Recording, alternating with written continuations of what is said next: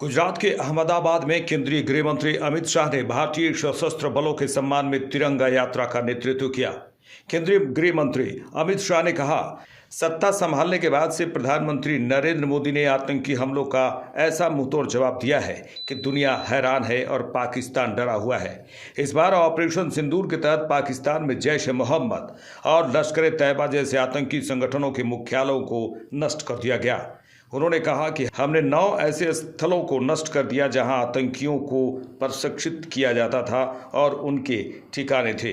आतंकवादियों को हमारी सेना का जवाब ऐसा था कि उसने पाकिस्तान में 100 किलोमीटर अंदर तक के शिविरों को नष्ट कर दिया।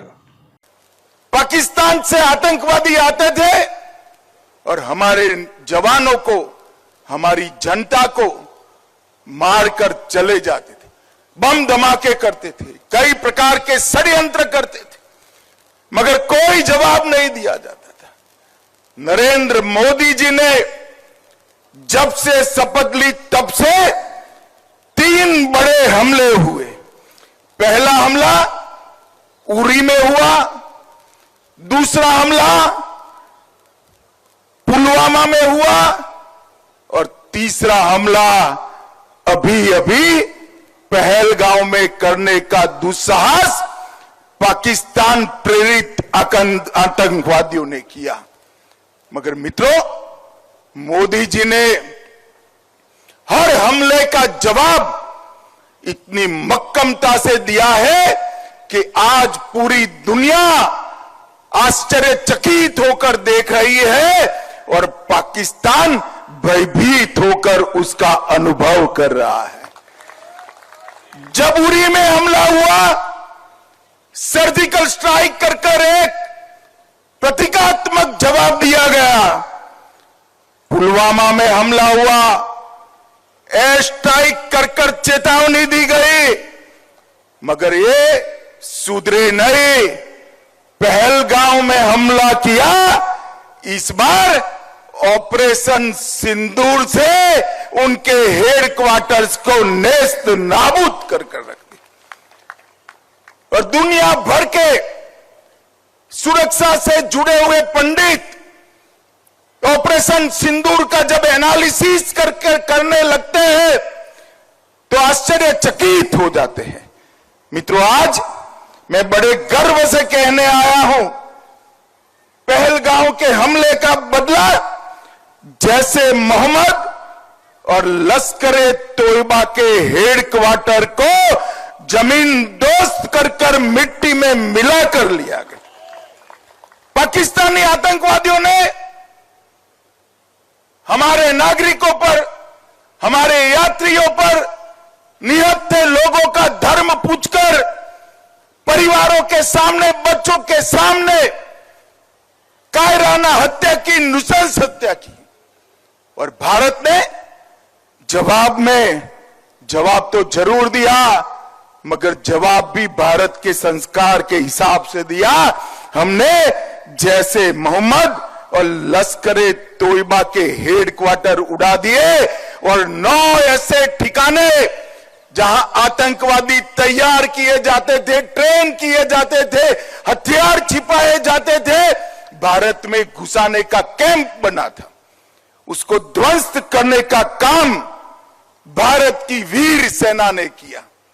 और पीओके में मुजफ्फराबाद, कोटली, भावलपुर, मुरीद के पाकिस्तान की सीमा में 100 किलोमीटर अंदर जाकर हमारी सेना ने आतंकवादियों को जवाब देने का काम किया है।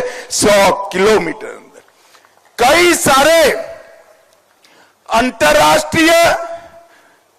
अंतर्राष्ट्रीय आतंकी घटनाओं के सरगना सियालकोट कैंप और कई सारे कैंपों में छिपे बैठे थे, वो सबको हमारे बम के धमाकों की गूंज ने स्पष्ट संदेश भेजा है कि भारत की जनता के साथ अगर किसी भी प्रकार का दुर्व्यवहार किया गया, आतंकी घटना की गई, तो उसका जवाब दुगने जोश के साथ दिया जाए। वहीं महाराष्ट्र के मुख्यमंत्री देवेंद्र फडणवीस ने अन्य बीजेपी कार्यकर्ताओं के साथ भारतीय सशस्त्र सेनाओं और ऑपरेशन सिंदूर के सम्मान में तिरंगा शौर्य सम्मान यात्रा का नेतृत्व किया।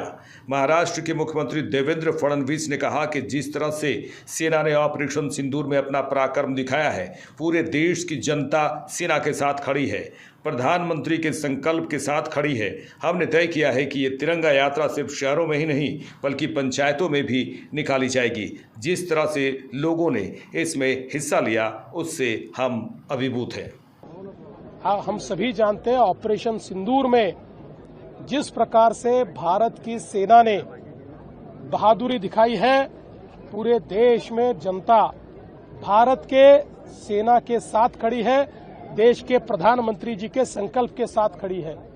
और यहां पर भी हम लोगों ने ये तय किया कि केवल शहरों में नहीं तो पंचायतों में भी तिरंगा यात्रा निकलेगी। पंचायत के लोग भी सेना को धन्यवाद देना चाहते हैं, इसलिए इस खापरखेड़ा की पंचायत में हम लोगों ने ये यात्रा निकाली और जिस प्रकार से आम लोगों ने इसमें सहभागिता ली, जिस प्रकार से उन्होंने उत्साह दिखाया, इससे हम भी अभिभूत हैं।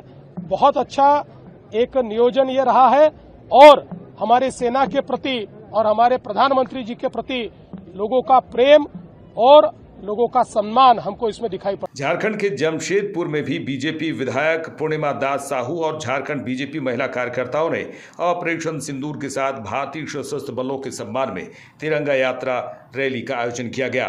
बता दें कि बीजेपी विधायक पूर्णिमा दास साहू झारखंड के पूर्व सीएम रघुवर दास की बहू हैं। सिंदूर की ललकार है, आतंक का संहार है, सिंदूर की ललकार है, सिंदूर की ललकार है। भारतीय जनता पार्टी की ओर से 13 मई से 23 मई तक देश भर में तिरंगा यात्रा निकाला जा रहा है। 10 दिन चलने वाले इस राष्ट्रव्यापी यात्रा का उद्देश्य हाल ही में सफल रहे ऑपरेशन सिंदूर की उपलब्धियों को हर नागरिक तक पहुंचाना है। लाइव इंडिया के लिए डेस्क रिपोर्ट।